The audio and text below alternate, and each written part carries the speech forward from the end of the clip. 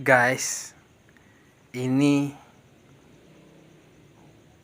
makam kewalian Ki Imaduddin Al-Bantani.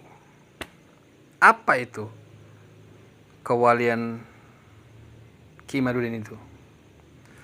Satu tesis ilmiah, kajian ilmiah nasab Ba'alawi yang dibuat oleh Ki Imaduddin itu menggoyahkan Ba'alawi, menggoyahkan habaib, membuat seluruh para habaib yang ada di Indonesia ketakutan. Mereka ketakutan dengan tesisnya Ki Imaduddin. Mereka ketakutan rungkat. Itu satu makom kewalian Ki Imaduddin. Semua para habaib sekarang ketakutan hanya gara-gara satu tesis kajian ilmiah Ki Imaduddin mengenai nasab Ba'alawi.